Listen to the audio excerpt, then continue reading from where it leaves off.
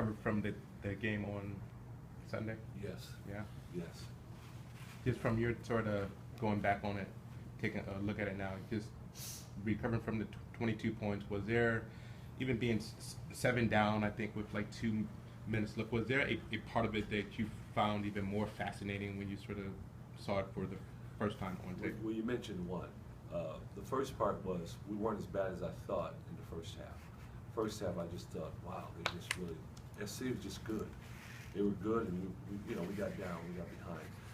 We weren't very good defensively in the second half in the beginning. I believe they made their first 7 field goals, and that's when they began to distance themselves. What you said, though, was, yeah, we were down 22, but then we make a big comeback, then we're down 7 with under 2 minutes to go.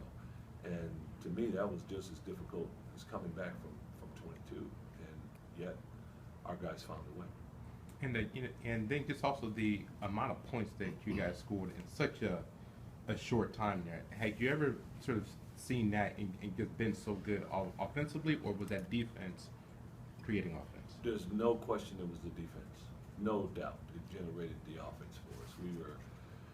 We were able to trap, and it's kind of been a pattern for us, not just this year, over the years, when you're really dialed in defensively, and every now and then you'll be dialed in and you can't make baskets, but somehow that focus carries over to the offensive end. And I thought that just got us going the other night. And then all of a sudden you're just playing with tremendous confidence. You're literally not thinking a whole lot. You're just playing on instincts, and it just all kind of came together for us. And then just the things that you can take away from that game as you go forward are what? That we understand what can be accomplished when we're playing with that type of intensity and that type of togetherness. Because during that comeback, no one really cared who was getting the credit for anything. There weren't a whole lot of distractions. We were all in the foxhole together, and I think our guys saw that. It was somewhat magical in the way it happened, and when you experience something like that, I think you grow up a notch, and I think our guys did that in both games, actually. Coach, what's your message to the guys for the first true road game of the season? Don't change a thing. You don't have to change the way you play. If you play the right way, it should translate. And when you go on the road that way, I mean, you have to make sure that you got to try to take care of the ball even more. Bad shots are the first pass to a fast break for the other team. Things of that, you just got to be more aware. But in terms of your philosophy, your style of play, we're ready to go on the road in terms of what we're supposed to do. Just can't get distracted and sidetracked. What do you see as the key to Washington State's offense? Oh, you got to get back. Not only do you have to be back, you have to be organized.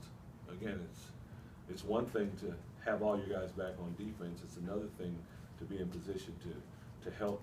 They're bringing that ball full speed to help on the ball handler that's coming. They can hit one of the shooters. You got guys posting up on you. You got to be organized when you're back. Are there some core ideas that Coach Ken has taken from his days at Oregon and Oh, no question. applied? There are a lot of things he still does that work for him at Oregon. They're good at it, and Coach knows his system like the back of his hand. He knows how to counter what you're trying to do to stop it. He gets his guys to believe in it. What are a couple of the core ideas behind what he tries to do? Well, I'll just say this. They really like to play up-tempo, but they are a lot more organized in their up-tempo than people might think they are. I'll just say that. What kind of challenges does Josh Hawkinson present at points? He's one of the guys that the scout is almost irrelevant for him. I used to always joke about Nate Robinson.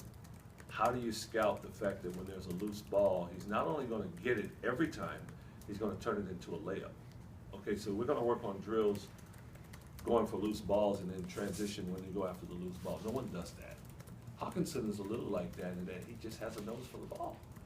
He gets far more defensive rebounds than he does offensive rebounds. And he just kind of hangs around.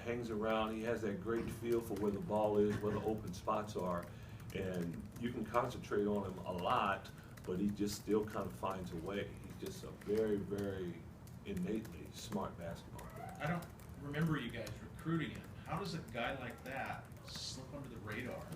Every now and then you have one. I think Josh would tell you by his own admission that he was not the player that he is now. His freshman year, he wasn't the player that he was his sophomore year. 1 or 2 points a game is what he averaged. It just is one of those rare guys that he ends up being a late bloomer. The last guy I remember that was like that was, and I think this guy was further along than Josh, was Luke Sigma from here. Luke ended up almost playing in the NBA, but when he was in high school, you would not have predicted that. And he was further along than Josh was, which